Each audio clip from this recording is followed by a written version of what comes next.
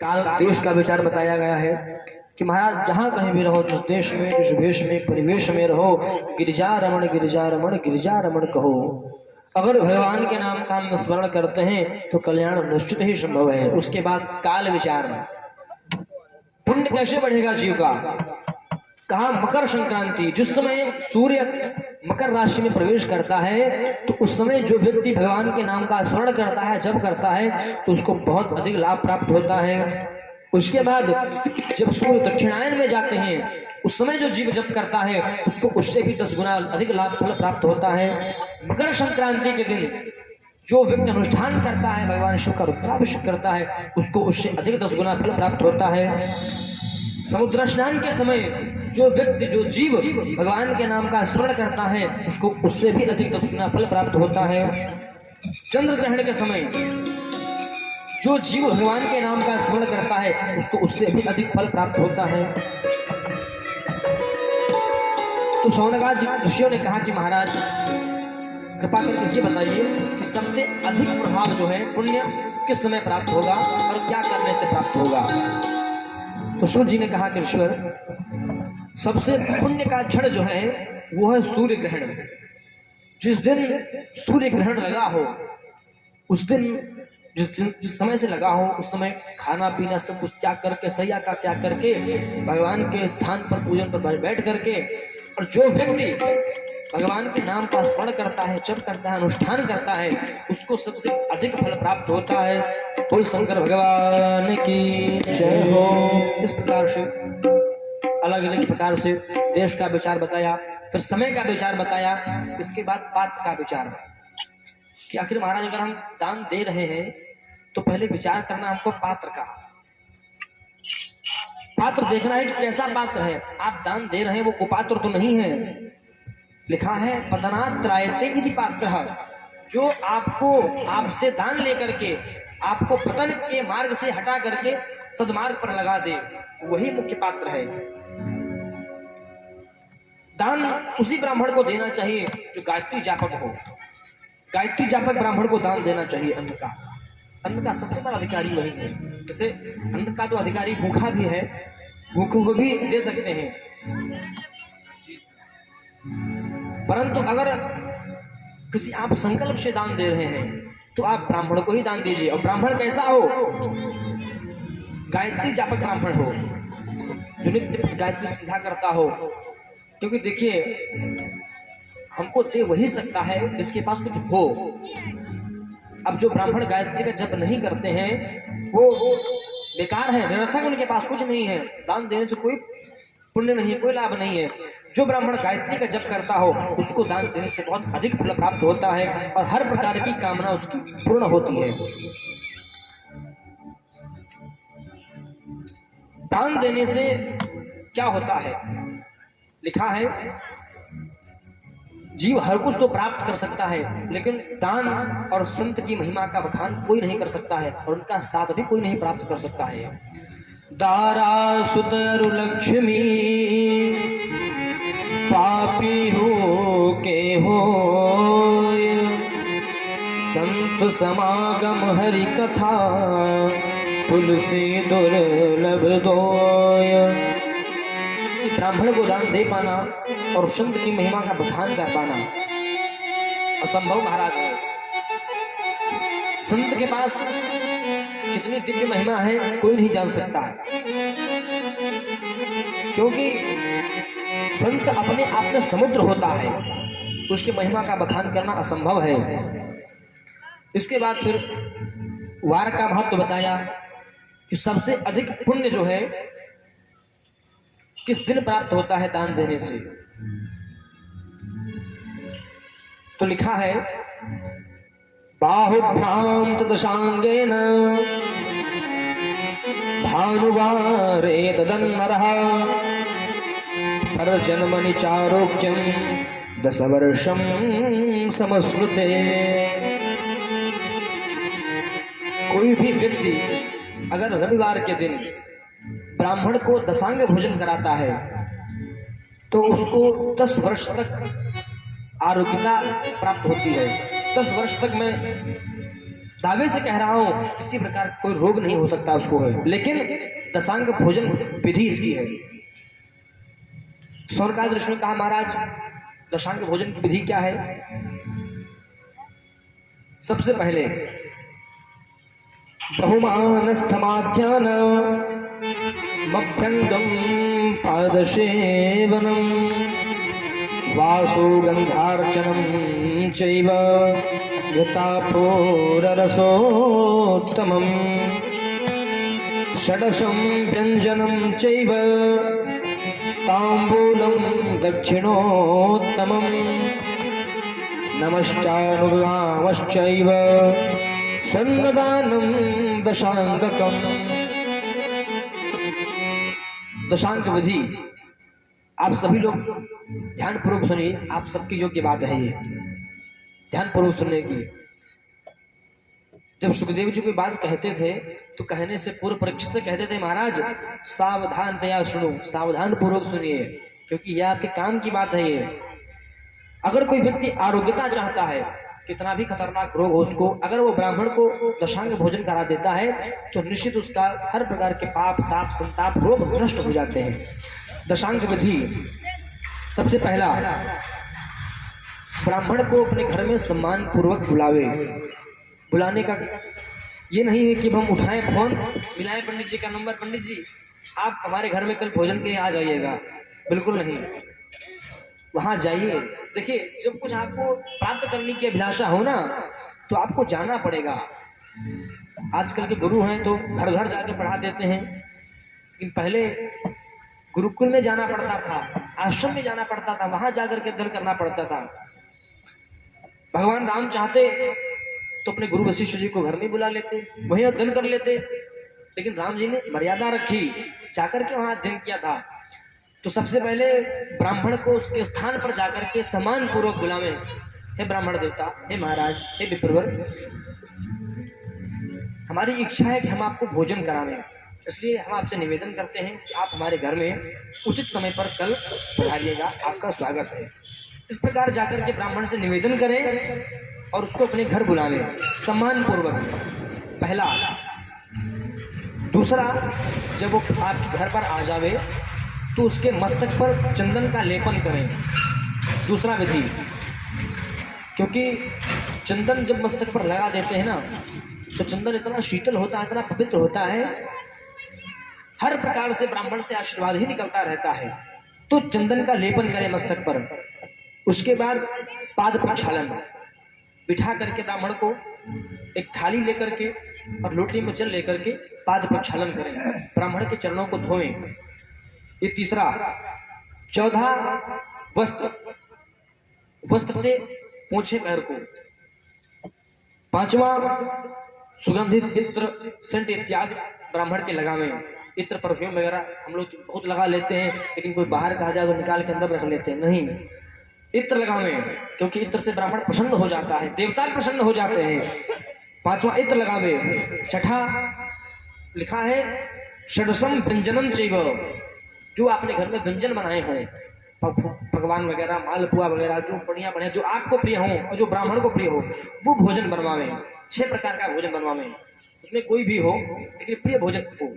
मालपुआ बनवावे, बढ़िया कढ़ी बनवावे, पनीर की सब्जी बनवावे, हमको जो प्रिय है वही बता रहे हैं आपको है, ठीक है। 6 प्रकार का व्यंजन बनवावे, उसके बाद में उसको पवावे।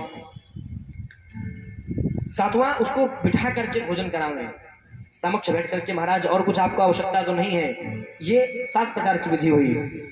फिर 8वां, तांबूल, ब्राह्मण को तांबूल दें, पान लगवावे ब्राह्मण के लिए, सादा पान लगवा करके ब्राह्मण जी को दीजिए। फिर 9वां है दक्षिणा, दक्षिणा और नमस्कार, ब्राह्मण को उचित दक्षिणा दे करके प्रणाम करें कि हे ब्राह्मण देवता, आप हमारे घर पधारे, पधार करके हम पे कृपा की, आपकी बड़ी कृपा है महाराज। इस प्रकार से हमेशा कृपा बनाए रखें।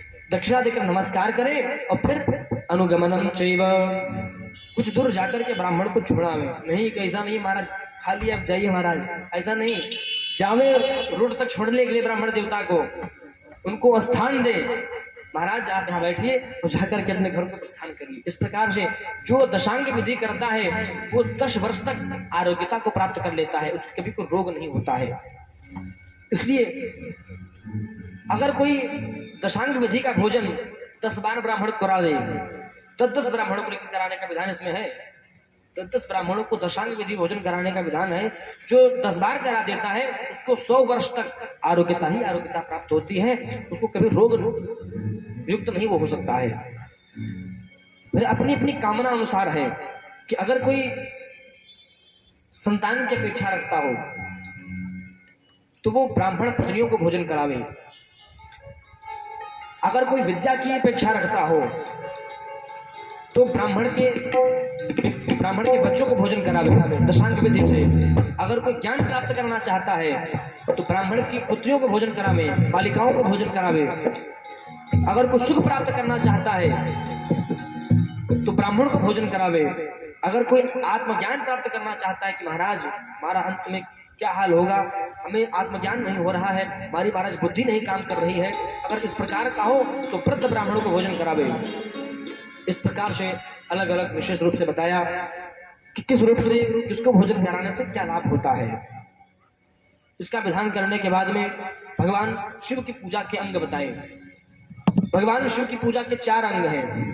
पहला, अगर आप पूजन के लिए जाते हैं तो आपके गले में रुद्राक्ष की माला होनी चाहिए।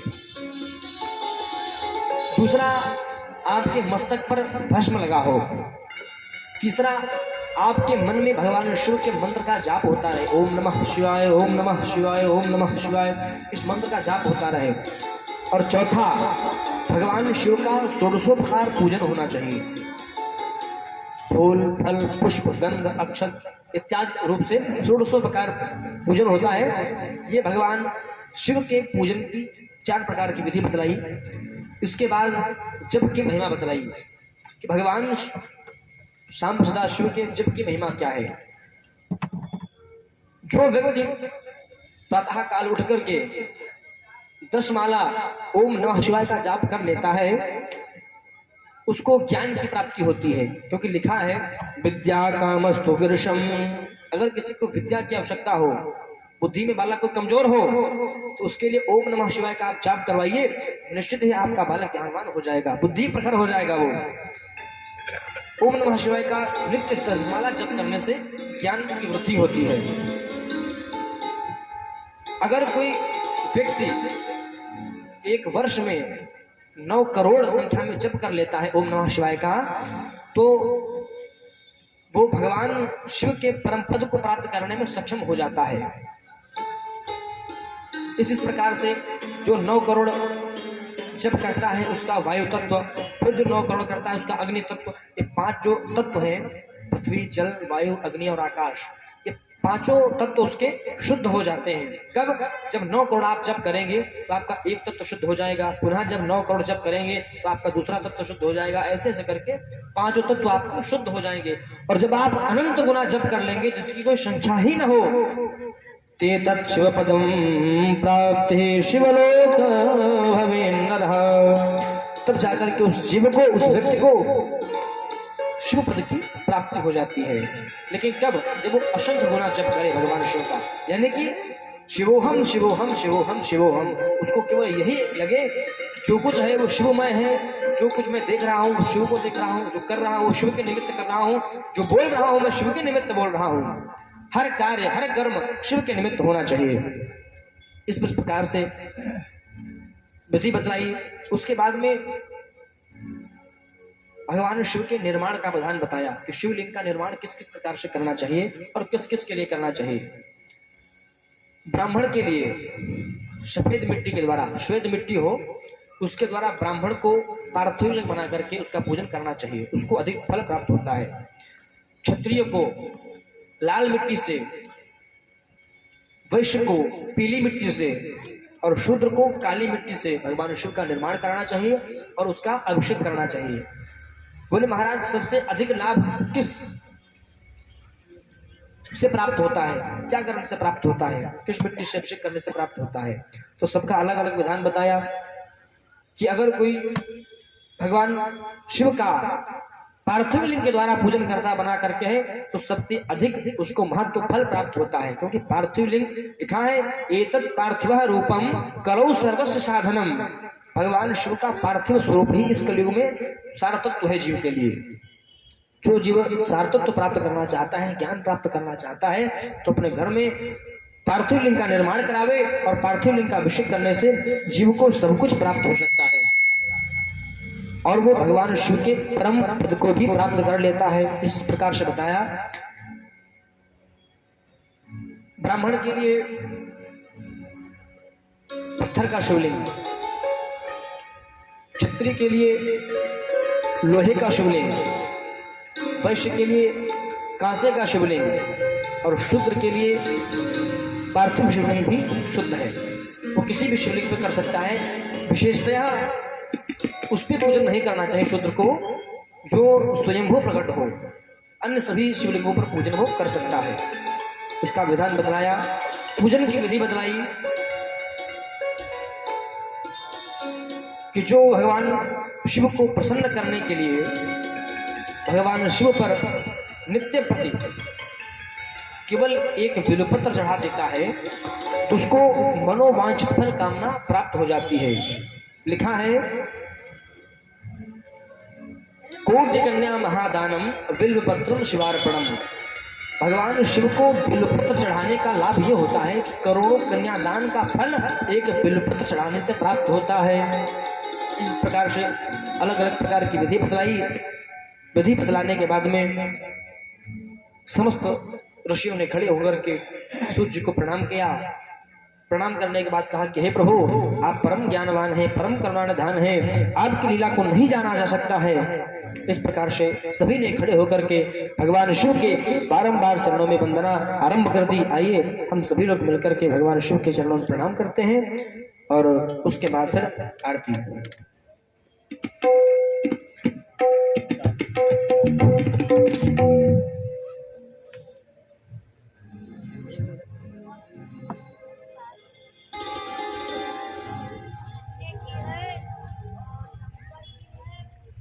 बोल शंकर भगवान की जय हो, महाकाल सरकार की जय हो।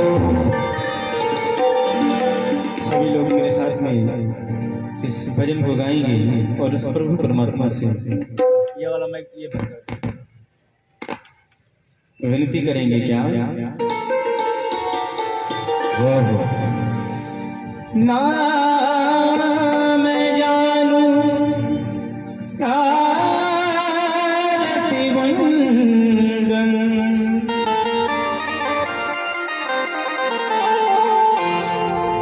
ना पूजा की भी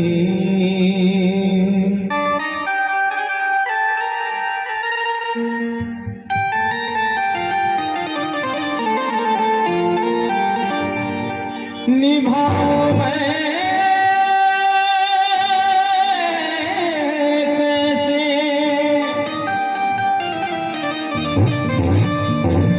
तुझ संग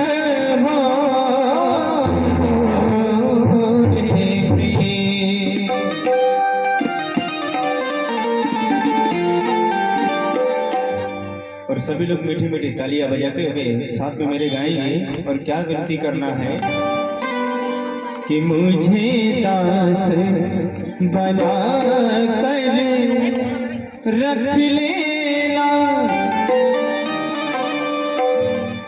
भगवान, तू अपने चरणों में मुझे दास बना कर रख लेना भगवान, तू अपने चरणों में।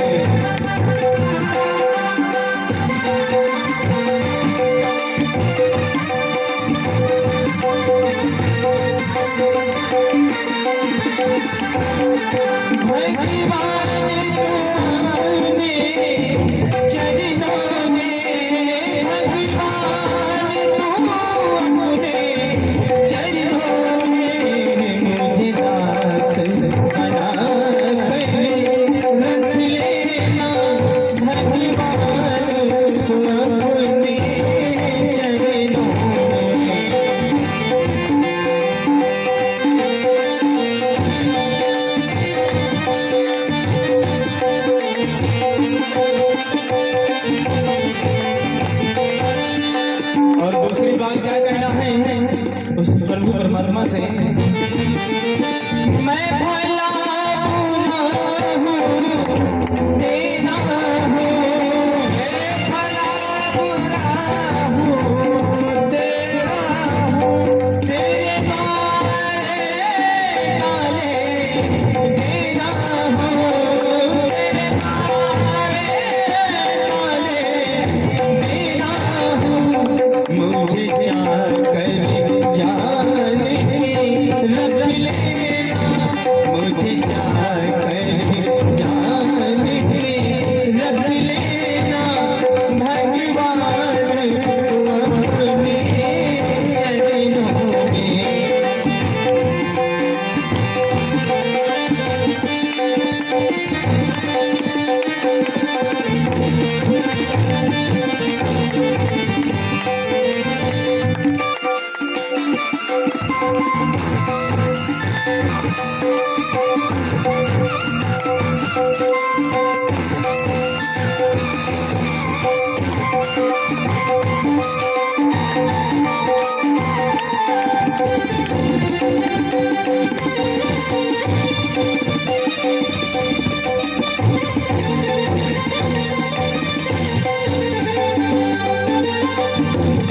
जब अधम से अधम उबारा है,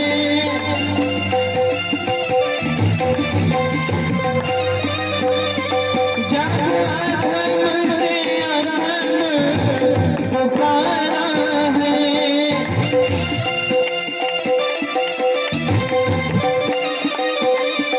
उसमें ही नाम हमारा है।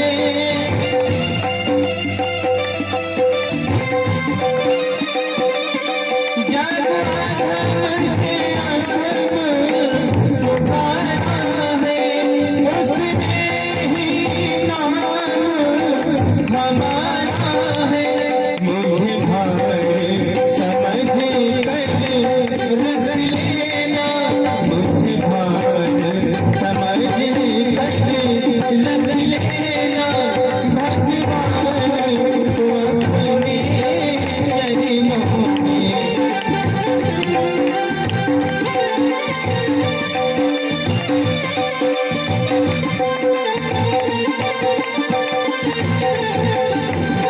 मुझे दास बना कर रख लेना, भगवान तू अपने चरणों में। मुझे दास बना कर रख लेना, भगवान तू अपने चरणों में। मुझे दास बना कर रख लेना, भगवान तू अपने चरणों में। बोलिए भोलेनाथ की। सभी लोग खड़े हो जाए।